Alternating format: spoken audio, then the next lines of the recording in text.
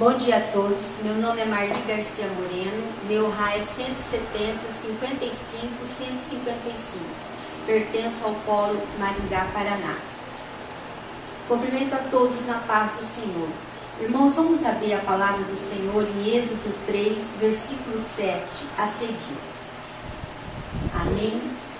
Disse ainda o Senhor: certamente vi a aflição do meu povo que está no Egito, e ouvi o seu clamor por causa dos seus exatores. Conheço-lhe o sofrimento, por isso desci a fim de livrá-lo da mão dos egípcios e para fazê-lo subir daquela terra a uma terra boa e ampla, terra que mana leite e mel, o lugar do cananeu, do eteu, do amorreu, do ferezeu, do eveu e do jebuseu. Pois o clamor dos filhos de Israel chegou até a mim, e também vejo a opressão com que os egípcios o estão oprimindo. Vem agora, e eu te enviarei a Faraó para que tires meu povo, os filhos de Israel, do Egito. Então disse Moisés a Deus: quem sou eu para ir a Faraó e tirar do Egito os filhos de Israel? Deus lhe respondeu: eu serei contigo, e este será o sinal de que eu te enviei. Depois de haveres tirado o povo do Egito, servireis a Deus neste monte. Amém? Irmãos, antes de nós entrarmos no texto bíblico, a qual acabamos de ler, é necessário nós termos um certo conhecimento da aliança no Antigo Testamento. O termo aliança é conhecido em hebraico como berit, e ele corresponde, significa o relacionamento de Deus com o seu povo e do seu povo com Deus. A berit, a aliança do Antigo Testamento, segundo o professor Tabatiero, ela pode se dar de duas maneiras. A primeira seria a parceria, um relacionamento de Deus, com o seu povo, através de um relacionamento, de uma berit, com companheirismo, aonde Deus expressa o seu amor ao povo numa relação de graça, misericórdia e fidelidade. A segunda berit, o segundo tipo de relacionamento que pode ocorrer entre Deus e o seu povo é o contrato. No contrato existe uma relação, uma cláusula em que o povo, ao se relacionar com Deus, deve-lhe obediência à sua lei. Então, esses eram os dois tipos de berit, a aliança do Antigo Testamento. A aliança do Antigo Testamento, baseada na lei, a contratual, ela não foi, o povo de Deus não conseguiu praticá-la, devido à sua infidelidade, à sua desobediência à lei de Deus. Deus, o Senhor, teve que fazer uma nova aliança, aonde foi proferida por Jeremias 31, no versículo 31 e 34. Então, a nova aliança, ela estava baseada, o teor da nova aliança estava baseado num relacionamento individual e íntimo com o Senhor. E essa nova aliança, cada um seria responsável, pelos seus pecados, e tinha a promessa de perdão de Deus para com o seu povo. E todos conheceriam o Senhor, desde o menor e até o maior. E a lei do Senhor, ela seria colocada na mente humana e inserida no coração do seu povo. E essa nova aliança, ela veio realmente a ser cumprida por meio da morte e da ressurreição de Jesus Cristo. Amém? Então, esse é o conceito de aliança na Bíblia, tanto no Velho, no Antigo Testamento, como no Novo. Agora, irmãos, nós vamos passar para o texto que acabamos de ler. Mas antes disso, eu queria tecer alguns conhecimentos bíblicos para os irmãos. Sabemos que em Gênesis 13, quando Deus fez uma aliança com Abraão, e o chamou da terra de Ur, ele fez uma aliança com promessas. Ele disse para Abraão que ele teria uma descendência numerosa, como o pó da terra, e que lhe daria a terra de Canaã.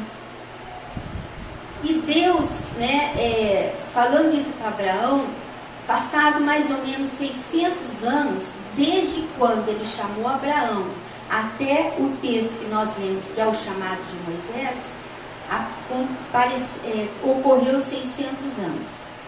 E Deus também, quando chamou Abraão e fez essa promessa da aliança com promessa, ele disse também a Abraão que o seu povo, a sua descendência, ficaria cativa por 400 anos numa terra alheia, a qual ela seria afligida e escravizada. Mas depois ela seria liberta, por Deus. Então, irmãos, nós vemos, o que eu quero tratar com você nesta manhã é a fidelidade de Deus às suas promessas. Nós vimos o que é aliança, vimos as promessas relacionadas com a aliança, e agora nós vamos ver a fidelidade de Deus em cumprir a promessa da aliança.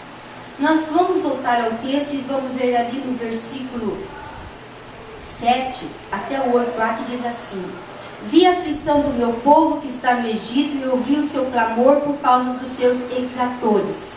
Conheço-lhe o sofrimento, por isso desci a fim de livrá-lo da mão dos egípcios. Irmãos, nós vemos aqui nesse primeiro versículo 7, que Deus, ele lembrou da promessa que ele tinha feito. E ali ele trouxe a sua memória, viu e ouviu o sofrimento do seu povo que estava ali naquela terra. Quando o povo de Deus entrou no Egito, eles eram aproximadamente 70 pessoas. Eles pertenciam à família de Jacó, os 12 filhos de Jacó. E ali eles foram passando o tempo foi se passando, E ao final de 400 anos, como Deus havia falado para Abraão, eles se tornariam o quê? Uma nação numerosa.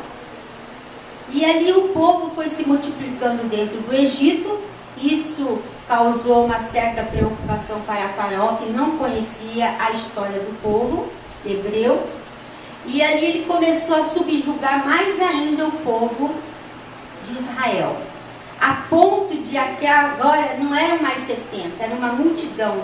A contar, diz a Bíblia, em Gênesis 12, Gênesis 15, aliás, Êxodo 15, que eram mais ou menos de 600 mil homens a pé, de idade de 20 anos acima, sem contar crianças e mulheres. Então nós vemos aí que Deus cumpriu a primeira promessa. Hoje já estava no Egito ali 600 homens de 20 anos, fora criança, então seria já uma numerosa multidão. E a segunda parte, que ele chegou a hora dele libertar esse povo. Então nós vemos o quê? Que Deus estava sendo fiel para cumprir a promessa que ele tinha feito. A primeira parte da promessa feita a Abraão. Chegou a hora dele tirar o povo daquele estado de opressão. E segundo o professor Zabatiero, diz que toda a aliança é um ato libertador da graça do Senhor para com o seu povo, que tira o povo de um estado de opressão, de injustiça, de sofrimento, para um estado de liberdade, de paz e de justiça.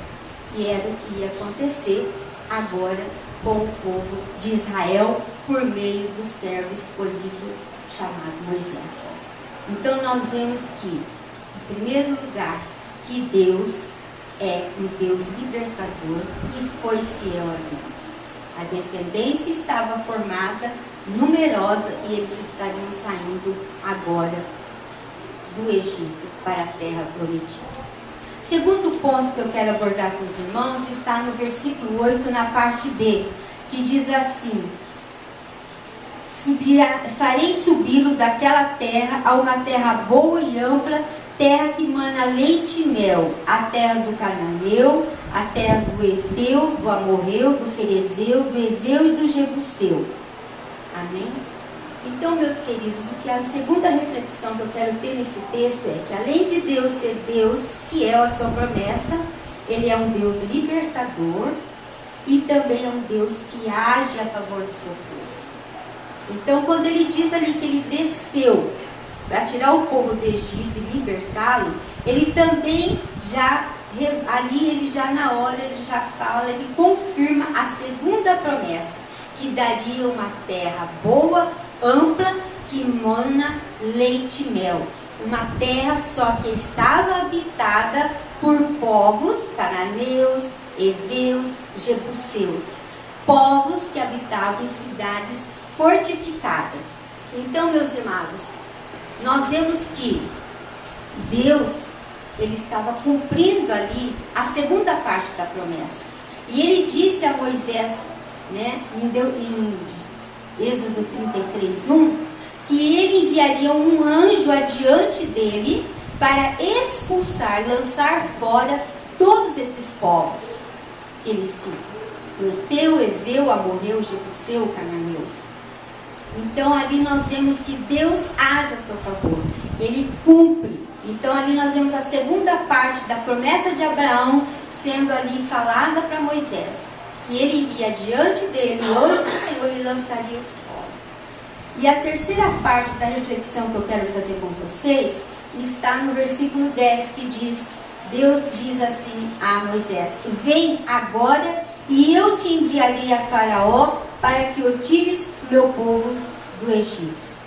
Então, meus queridos, Deus chama. Moisés, ele não foi salvo das águas sem propósito nenhum. Moisés, ele não passou 40 anos na corte do Egito sem propósito nenhum. Moisés depois não passou 40 anos apacentando ovelhas no Monte Horebe, onde ele estava agora, sem propósito nenhum. Deus o estava preparando para um grande chamado. E ao ouvir esse chamado, ele diz ao Senhor: quem sou eu? Deus respondeu para ele: eu serei contigo. Moisés estava sendo chamado para cumprir ali, ser um instrumento de Deus para consolidar a promessa do povo de Deus, a libertação. E hoje, irmãos, nós vemos que Deus realmente ele é fiel para cumprir a sua promessa. Em 2 Pedro 3,9 diz que ainda que Deus retarde a sua promessa, alguns a têm por tardia, ele é longânimo para cumprir. Então nós vemos que Deus foi fiel para cumprir a promessa, de acordo com o texto. Ele cumpriu a promessa da descendência, tornou-se numerosa. Ele cumpriu a promessa de libertar, de agir, tirar aquele povo do Egito, e vai cumprir a promessa de lançá-lo numa terra boa e ampla, e ele ia lançar fora aquele povo. O que eu quero trazer para você e para mim nesta manhã, irmãos, é que não existe dois tipos de aliança. Existe um relacionamento, que é um relacionamento. Dois tipos de relacionamento. Um anterior à vinda de Cristo e outro depois da morte e ressurreição de Cristo. O anterior é baseado na antiga aliança, a obediência à lei. Por isso ele é conhecido, a antiga aliança, como a lei de Moisés. E o novo é por meio da aliança da graça, o sacrifício de Jesus, a obediência até a morte e morte de cruz. Então Jesus é a nova aliança. Por meio do seu sacrifício, ele assumiu a lei da obediência. Então Jesus, ele nos religou a Deus por meio de uma nova aliança, a aliança da graça, através do seu sacrifício.